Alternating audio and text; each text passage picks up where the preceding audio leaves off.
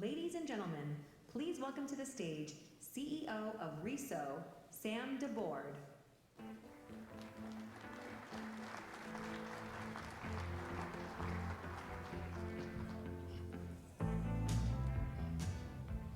Hi, everybody. I want to thank CMLS for giving us the opportunity to talk today a little bit about our relationship at RESO with you as MLS organizations.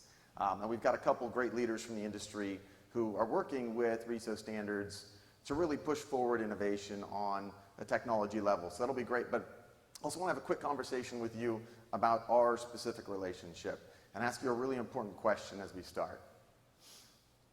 When your organization is not named in an industry update by Greg Robertson, do you breathe a sigh of relief? I keep telling him he can't get fired, but I swear he's trying really hard to get fired from that job. No, really though, we want to talk to you about the relationship we have with you as MLS organizations. As a broker, I've been a broker for over a decade, and we know how critical what you do as an MLS is to our business, and we also know how much more you can do for us in terms of data standards and allowing us to provide the experience that we're expecting, that agents are expecting, and as that consumers are expecting when they work with technology. And we know you can be a huge part of that. The certification process that you do with us certainly feels like checking off a box sometimes, but it's really so much more important to that. It's about the environment that we're in right now where consumers are choosing the winners based on technology. Because the experience we can provide to consumers as brokers, as agents, and in collaboration with our clients is dependent on you as MLS organizations to allow us to have that quality data, to help us innovate, to have those interoperable tools that you hear these pain points from your broker participants, that our tools don't work together, they can't talk to one another. And this is really the expectation that everyone has in our industry, but in all industries, that we need interoperability of tools, that consumers, you all, some of you who, probably half of you looks like right now are on your phones right now, not listening, it's okay. It's what we do. That's what we expect. We expect everything we do to be on our phone, to be simple, and to be able to use by a consumer, by an agent, by a broker, simply, easily, simply tools talk together. And that's what we exist for at RESO, is to help you, help brokers and agents deliver that value proposition to consumers, to have that interoperability. This is what you expect. You buy a new phone, all your apps download. You can change your temperature on your thermostat from your office, at home, order dinner, order new shoes, have your Spotify playlist download. But that's not what we have in the real estate industry. In a lot of ways, we have some fantastic tools, but they don't interoperate the way we'd expect. We have that Palm Pilot experience, plugging it into an old cradle, wired up to an old PC in a lot of our systems. And it's very difficult for us to deliver that experience that consumers expect. So it's wonderful that we have a chance to have some folks here who can talk to you today about what they've done from the vendor side and from the MLS side on bringing more of that opportunity for new technology and for new innovation to the industry. And I challenge you as MLS organizations to look at what you can do in terms of standards as an opportunity. That it's not simply to get that check mark, to get that certification done, but to make it your brand, to say, how do we differentiate? How are we better than another organization? We're not simply the marketplace because we happen to be the MLS in that marketplace. Are we doing something better, greater, faster, more innovative to allow our brokers and our agents to have that interaction with consumers on that smartphone level? Because as MLSs, we've talked a lot about consumers this week, but you don't actually interact directly with consumers that often. Most of the time it's through your brokers and it's through your agents, but you can give them that opportunity to sing the praises of the MLS by providing them that opportunity through standards, through innovation, through that consumer technology. And as Ross Safer-Shed said this week, the blueprint's already there. It's already been written. We've got thousands of the smartest minds in the industry who have already written the blueprint to standards, and it's work, it's resources, it's time, it's commitment, but we challenge you to take that on as your brand, as your MLS, to be out front and be innovators. So I want to bring up a couple of innovators that we've got with here today. We're not just going to make this look like it's all lollipops and rainbows. This is hard work. There's difficulties, there's pros, but Steve Bird from Canopy MLS, formerly Carolina MLS. and Katie Smithman from W&R Studios.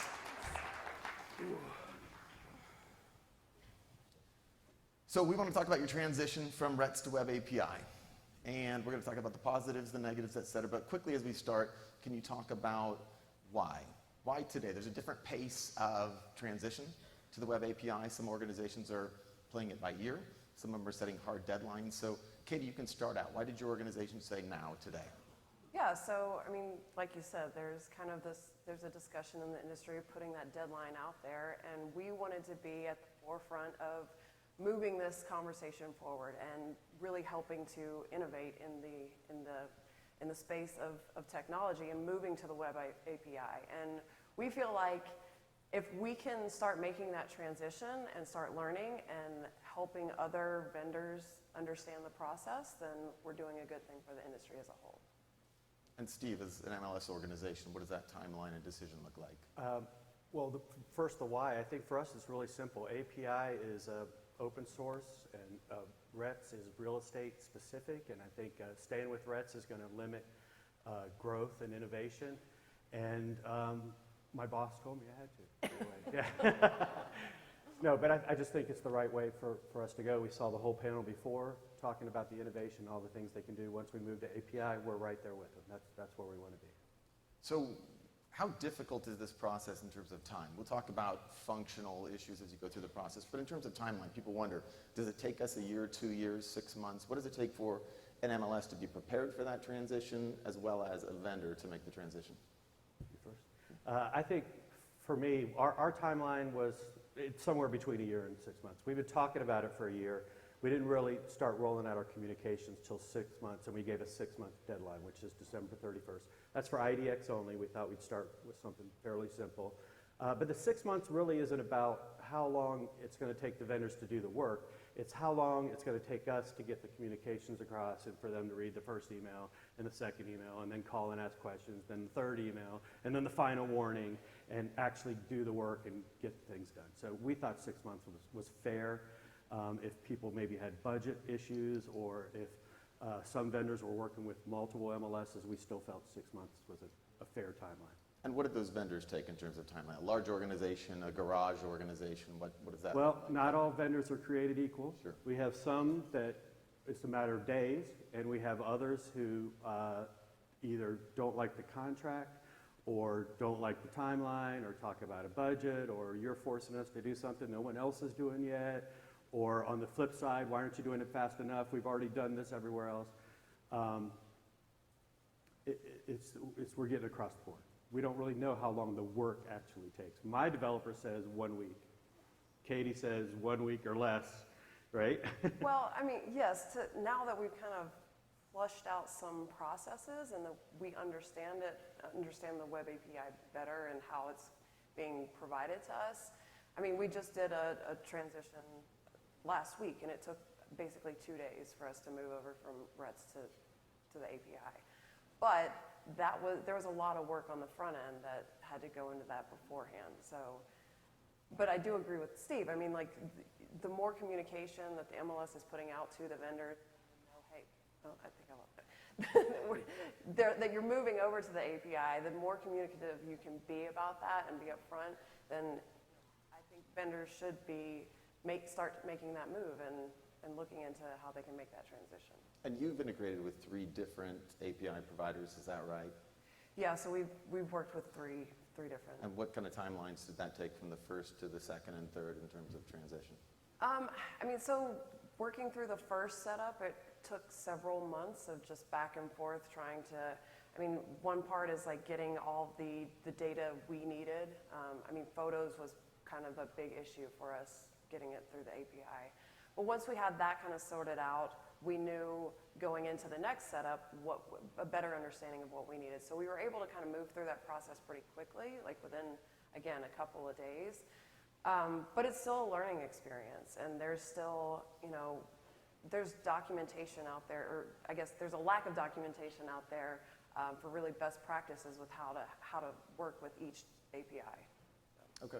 And obviously at RESO, we're going to champion this change and this transition to the Web API because it's important for the industry. We'll talk about the positives and the negatives, but we have seen organizations like Stellar MLS is talking about half the time in onboarding with new vendors, Remind cutting their onboarding by 3/4, Grid cutting onboarding by half the time. So I could pitch that to you all day long because you can be the people who influence faster tools, better tools, more value to your customers. But as I said, not all lollipops. Talk about some of the difficulties of the transition for you as well. Okay. Doesn't matter. So, I mean, like I said, I think the biggest hurdle right now is getting proper support and documentation as we try to make that transition. I think we're still very far ahead of where we thought we would be maybe a year ago. And we're live in several MLSs using the web API. Another challenge, this is not really on the technical side, but kind of going back to Steve's point about agreements. We are a different type of vendor than an IDX vendor. So I think what I'm seeing a lot of is that with the web API, there's almost like this assumption that everybody's an IDX vendor, and that's not the case. And I would just encourage MLS organizations to kind of take that into consideration when you are putting together your agreements, that not all vendors are created equally. So Steve said it first. It helps that all MLSs know what kind of vendors there are, and it helps us if all vendors know what kind of vendor they are. Right? That's not always the case either. Where their product falls in that spectrum, right? For us, most of the issues are centered around communication, getting people to understand why we're making this change, why they need to get moving on it, why they shouldn't wait for the last minute, what the advantages are. I know you probably all heard, have you heard the RealTrax story? Mark Hill from RealTrax, they sent out messages to their vendors and to their brokerages telling them what was happening, and they got a very poor response. I think he said maybe 100 emails and they got 4 responses back. So they eventually sent an email where the subject line was, yes, we're converting to API, no, we're not kidding. And finally, they got a lot of responses back. We've done somewhat like that. We send a letter, we send a pop-up message on our system, we send an email, and we get nothing. So we send it again, and then we send it to the brokerage, and then we start sending it to everybody. And finally, we end up saying, if you don't do something in 2 days, we're going to cut off your RETS feed. And that, not 2 days for the whole conversion, but just respond to us within 2 days, or we're going to cut you off. And we cut off a couple of RETS feeds, and that gets them on the phone at least, and then we turn them back on, and we let them know how serious we are. So communications is the big one, and the explanation of the why is the big one. Yeah, and I've gotten a couple of those phone calls from folks who didn't believe the "we're not kidding" email. Right. It does happen, unfortunately.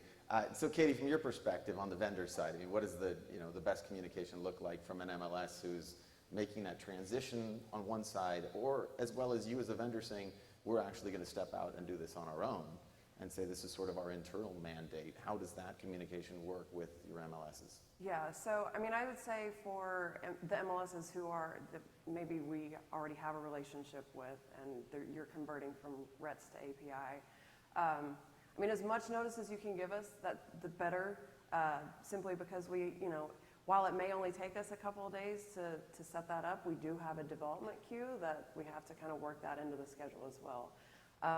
And I know typical communication is email. We have a RETS email address. We probably need to change that.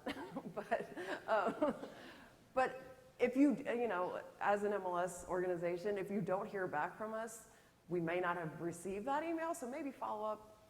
I'm always a good person to reach out to. Don't contact Greg. He doesn't pay attention to emails.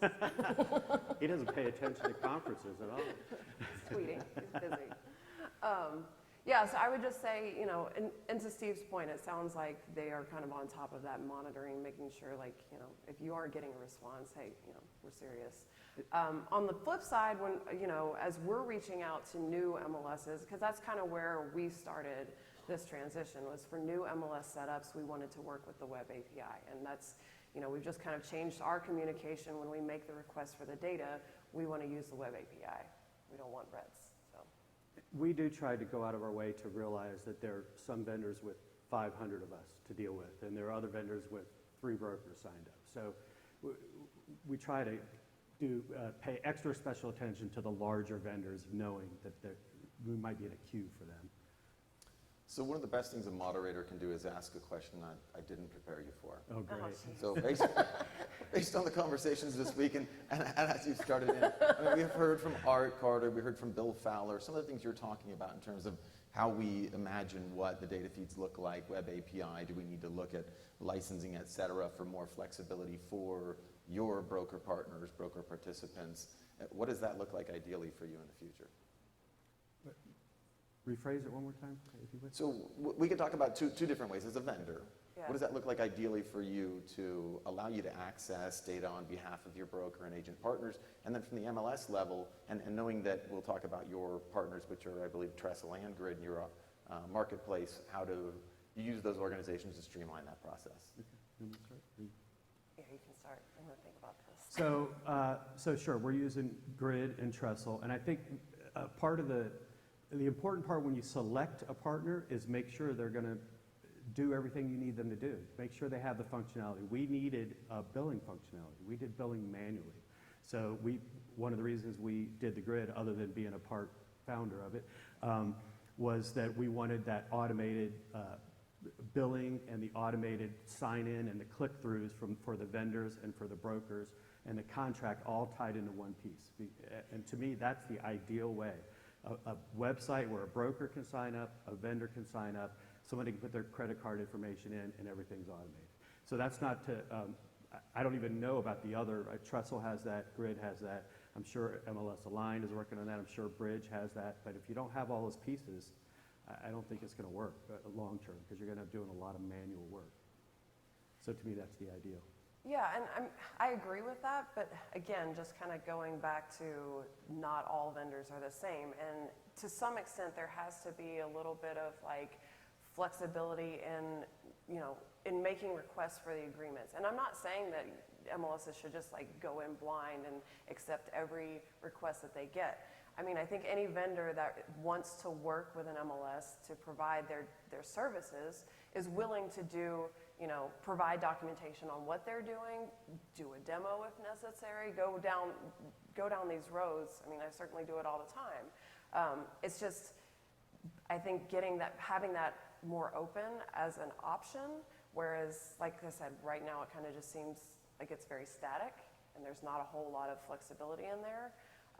And I think that's fine for certain, like I said, IDX vendors they use a pretty limited data set, whereas we use a very robust data set. So we're asking for more. We understand that might take a little bit longer, but just be open to the conversation. And so that's something we heard at RESO at the most recent conference, was organizations saying, hey, I'm Real Scout, I'm not an IDX vendor, I'm W&R Studios, I'm an aggregator, I'm a replicator, all kinds of different things that really haven't been defined by the traditional data systems. And folks, actually the MLS community saying, we'd prefer to only manage one feed. If we had rules and systems around that to say this is how it can be used, this is the licensing, are you seeing a move toward that through web API organizations that are coming together, or sort of in general organically, Steve?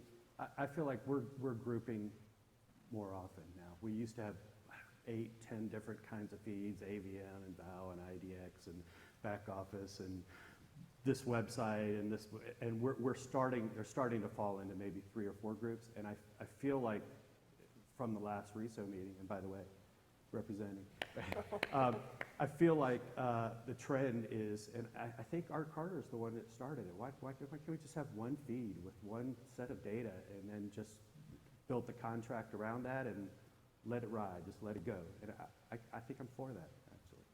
Probably contrary to what most people out there think, but it seems like it would be easier. It seems to be more and more complicated. From a vendor perspective, I doubt you're going to have pushback, but go ahead. Yeah, I mean, having like one feed and Bless you. I don't know that totally covers everything, because again, you might have somebody that's using a certain set of data fields, and then somebody else needs more complex fields or whatever. I don't know. I don't think the solution is as simple as that, but maybe one day we can get to something like that. I don't know. The key, though, she mentioned earlier, is cooperation and working together. Yeah. she knows what she wants, I know what I want, and if she's not getting the data she wants, then she needs to tell me. If I think she's asking for too much, I need to tell her and why, and people need to, come together. What was the guy the other day? Follow the template or whatever? Yeah, the blueprint. Ask the right. questions, do what you got to do to get it done. Yeah. Unless it's Greg, and then not so much, right? Greg, he gets a lot of stage time even when he's not on stage. He knows just to have Katie call me. I don't really want, right? Yeah, so I mean, we heard the same thing, and I think for MLS organizations as well as vendors to be able to come and say, I mean, at RESO, we're working on a broker back office payload, which should somewhat be an everything feed, only for the correct purposes within the MLS according to the rules. But that may be what most vendors could use based on the rule sets that the MLS has established, and may simplify some of those things. And obviously, we'd love your input on that. So for the vendors and the MLSs, can you give them a takeaway? What should they ask when they go home? So this isn't just a theoretical conversation. If you're a vendor, what should the vendors be asking specifically to the data partners they have in the industry when they get home next week? What should the vendors be asking? What should the other vendors be asking the MLSs to influence the same kind of improvements you want in the industry? What would make it easier for your job? I mean, I was kind of thinking of the other way around. I mean, I think from an MLS organization perspective, like if you know, being kind of what Steve was saying earlier, being aware of what vendors you have. From a vendor perspective, know what you want, know the data set that you need, and ask for it. And if you get pushback, have your reasons in place why you need it. And I mean, as far as like moving to the API, I know there's often like a lot of concern about costs, and I'm not going to say that it's not going to be, it's not free, but being prepared for that, having that conversation, and just ask for what you need. I think that's the important part. Ask for the support. And I think that all of the vendors out there, like Bridge, Trestle, they have the support in place that can work with vendors if you have questions. So find out who you need to talk to there if you have technical issues. Steve, what should MLS be doing next week when they get back home? Who should they be talking to? I think if you are not underway with this, if you're not already in process of building a plan and a timeline for converting people, you should ask yourself why. Why am I not doing this? Or ask your vendor, why are we not doing this? And figure out what the holdup is. Is it you? Is it them? Is it your board?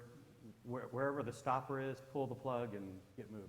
I think that's it. And the last thing then would be, you've been through this process. So you've learned things that other folks haven't gone through, and they don't have to go through. They don't have to go through those pain points. What do you have available in terms of communications, things that people can learn from? I mean, can they come directly to you? Have you written something communications-wise they can go Sure. through? So the way I feel is that MLSs should not do anything in a silo at all. You've got friends. We're competitors, but we're friends. I jotted down a quick list of everyone that I think I remembered I've called this year to ask questions. You ready? Art, Rob, Richard, Rachel, Jeremy, Jeff, Deanna, Chris, Matt, Brad, Stuart, Dave, Tim, Joseph, other Joseph, Tom, and Nicole. These are people out here that I call when I'm stuck, and the same people that I'm happy for them to call me when they're stuck. So if somebody calls me and says, we'd like to see your communications that you sent out to your members, we'll package them up and shoot them to you in an email. We were happy to do that. We should all work together, right, to get things like that done. So when we went to do it, we called RealTrax, we called MRED, and said, hey, can we take a look at what you guys did? And they're happy to share with us. And everybody who wasn't on that list, he owes you an hour of phone time. I do, right? you're right. So you're there. Your organization as well, what can people learn from your experience? Is there anything out there in the space that they can look to as they're making the transition? Yeah, so our director of engineering actually created a Ruby library that is out there to help vendors who want to connect with MLS data via the API. So that information is out there. If you don't ask me about it, but if you do have questions, you can reach out to me and I'll put you in touch with a smarter person that can answer those questions. Well, thank you both for leading the charge. Can you give them a big hand for being here today? Thank you all.